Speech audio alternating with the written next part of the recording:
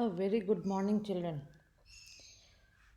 Today we are going to begin a new chapter in social studies, and the name of the chapter is Evolution of Transport System. In the previous chapters, we have already learnt about evolution of humankind over ages, how man evolved over ages, and we have also learnt about the inventions and discoveries that was made during this time. And one of the most important invention made was invention of wheel. So, we are going to learn how the transport system changed from early time to modern times in this chapter. And we'll begin with the invention of wheel. Traveling long distance on land with heavy load was a problem for the early men. So they tied a few sticks of wood together to form a sledge. This is how they began moving by using sledge.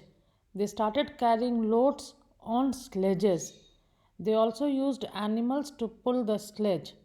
The sledge was difficult to pull, and so they tried to find some easy method to pull it. This is all that we are assuming. We assume that the invention of wheel must have happened by chance in this manner. So you can see in the picture, uh, sticks have been tied together, and the man is trying to pull. And then later, one day maybe he might have noticed a stone rolling down a slope. So then early man started the search for something that would roll smoothly on ground. The idea clicked that things can roll. So let us also look for something that can roll and use it. So they might have found a round log of wood and put it under a sledge. The sledge began to move easily, and this was the beginning of the wheel. In this way, the wheel was invented.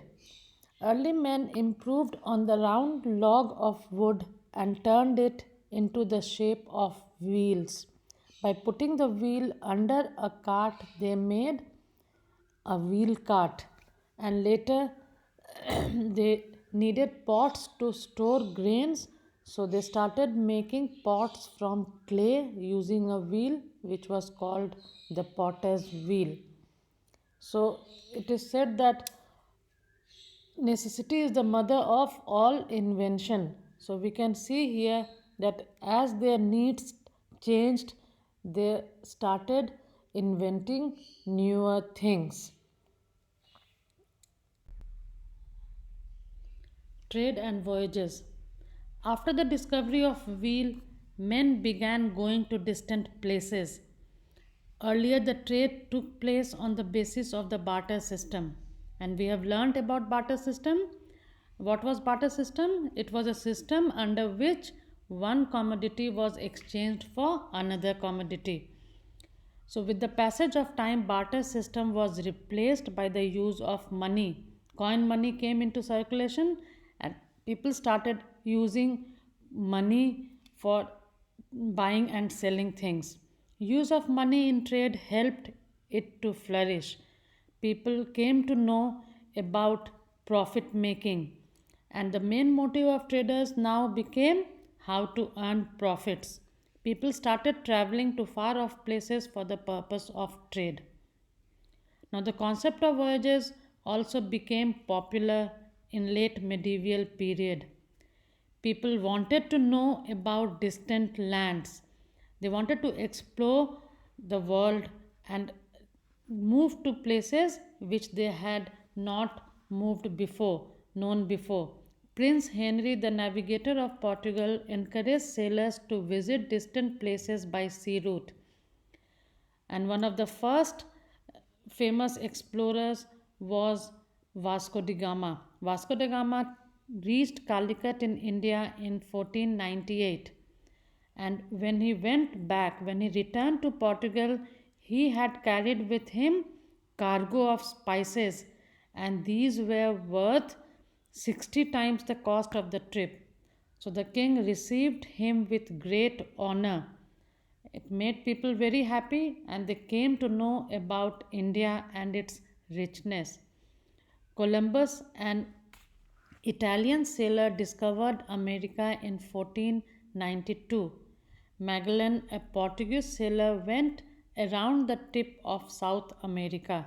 So these are some famous explorers of medieval time, and as a result of these voyages, man's idea about the world changed. Voyages and discoveries revolutionized trade. Trade started growing by leaps and bounds. People started expanding their trade. Here you can see the pictures of the three great explorers, and you can find out more about them.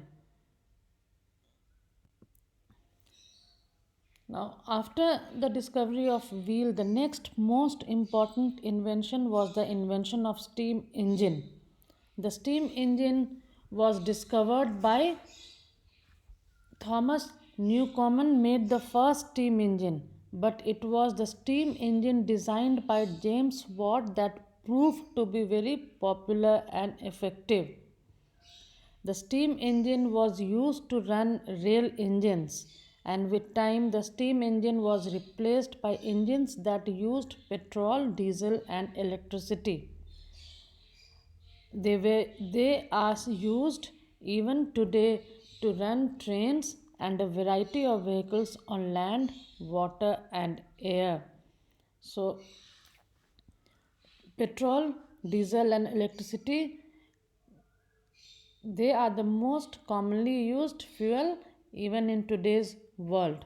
So today petrol, diesel, and electricity are used to run a variety of vehicles on land, water, and air. So now we move to the pictures of these, and then we are going to move further to these three systems of transport. So in this picture you can see the steam engine which James Watt invented, the first steam engine, what it looked like. Up in the corner you can see a modern steam engine which used to pull, and which even today pulls trains, but not so frequently. More commonly we have diesel and electricity engines, in electric engines pulled by electricity, and you can see the picture of that one below. The means of transport can be divided into three parts: land, water, and air. Land has roadways and railways, water has waterways, and air has airways. Roadways. There are two different kinds of roads: kacha or unmetal roads found mostly in villages, and pakka or metal roads found in towns and cities. Now, as we have learned earlier, roads were narrow and rough. They were made of mud and stone. As animal driven vehicles gave way to mechanical vehicles, there was a need for better roads. Earlier, the carts were driven by animals, but as we got vehicles driven by engines, they became mechanical vehicles. We needed better roads, so Pakka roads were developed. Today, every country has a vast network of Pakka and metal roads. In India, we have kacha roads in most villages, but even there nowadays plenty of development is taking place, and the villages are also getting pakka roads. Developed countries have a network of highways or freeways, and these highways or freeways are public roads connecting major cities. They are big roads. They are broad and straight roads. Each road is divided into two parts: one part for the traffic moving in one direction, and the other part is for traffic moving in the opposite direction. Each part of the road has several lanes for vehicles moving at different speeds. In India, we have built many highways which connect major cities of the country. Now, the Golden Quadrilateral road system will connect Delhi, Mumbai, Chennai, and Kolkata. And these roads, because they are having different lanes and they have two different parts for vehicles moving in each direction, we are able to ensure greater speed, high speed, and even greater safety too. So, these roads are much safer and vehicles can move at much greater speed. So, it becomes very convenient traveling by road. India is also connected to countries like Pakistan, Nepal, Afghanistan, Bangladesh, Bhutan, Myanmar, and China by roads. The Grand Trunk Road or the GT Road connects Kolkata, India with Peshawar in Pakistan. India is connected to China by Bharat Tibet Road. So, these are some important roads which we have, and the Grand Trunk Road, all of you must have heard about it. And can you tell me why? Because when we go to Kolkata from Dhanbad by road, we go via the GT Road. How many of you have been to Asansol or to Durgapur? When we go to these places, when we we go by, we travel on the GT road, and you can see the picture of Golden Quadrilateral also given here, and the blue line shows the major roads which are connecting the four major cities, metros of India, and I have even put one picture of highways here. Those who have, all of you must have seen the highway crossing near Dhanbad, the GT road, and it has different lanes. Two lanes, two parts are there. One part you can see the vehicles are moving in one direction, in the other part the vehicles are moving in opposite direction, and there are so many lanes, and the vehicles they can move at different speeds in different lanes.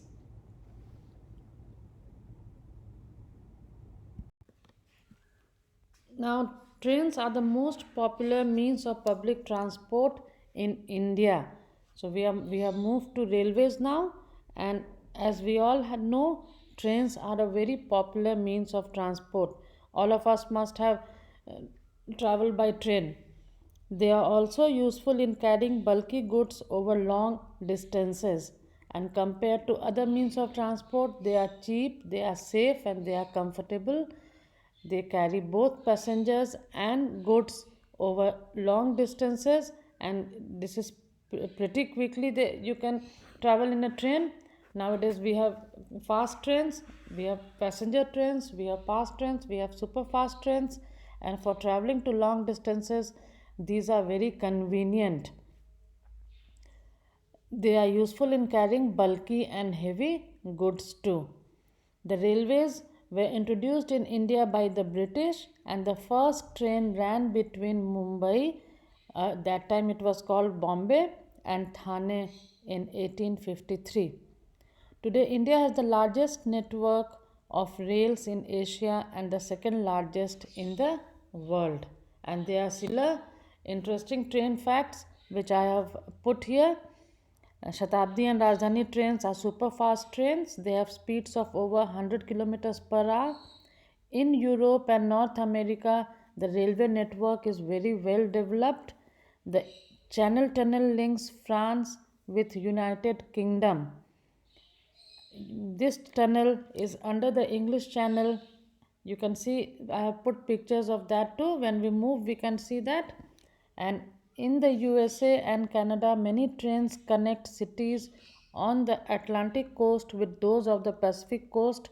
These are two different coasts, west coast and east coast, and all across trains are they are connecting these two coasts, and these are called transcontinental railways. And transcontinental railways also connect, they run between uh, continents. They connect two continents too. Like we have the Grand Orient Express, which runs between Paris in France to Istanbul in Turkey. The Trans Siberian line stretches across Europe and Asia, and this is the longest railway line in the world. It runs from St. Petersburg to Vladivostok in Russia. Trains in Japan, France, and Germany run at speeds of more than 400 kilometers per hour. TGV of France is the fastest train in the world. Now, we also have an intra city railway system which is called the metro. London, New York, Tokyo, Moscow, they many other cities they have the metro system, and in India too we have the metro system. We have the underground metro system in Kolkata, then we have metro system in Delhi, Bengaluru, Mumbai, Chennai, Gurugram, and Jaipur. They also have metro system, and if you have been to any of these cities, you certainly must have traveled in the metro too. And these are very convenient for local travel. Metro is very convenient for local travel. So with this we come to the end of today's lesson. I have collected some pictures and put for you. Here we can see different trains. Rajdhani Express, which we have in India. Below, the Modern Orient Express, which is the train to Istanbul from Paris. And then this is the fastest train of the world, TGV, in France. And this is the Channel Tunnel. As you can see, it connects United Kingdom to France, and you can see below the tunnel. Inside of the tunnel also can be seen in the corner the trains which run. You can see one of the trains looks like a bullet train, and they are very fast. And you can see in one of the pics in a top corner the channel. Up we have English Channel, and below it has been tunnel has been made. So this is such an advancement in modern technology that below the English Channel we have this underwater tunnel, and the trains run through this. And this is the Trans Siberian line. As you can see, it covers such a long distance, and there are different trains marked in red, brown, and blue, and it runs from St. Petersburg to, you can see there, Vladivostok in Russia. And it also connects Beijing to two routes. They move to Beijing in China too. And you can see the picture of one of the trains there. So with this we come to the end of today's tutorial. We'll be coming back again with waterways and airways. So I take leave now. You all take care of yourself.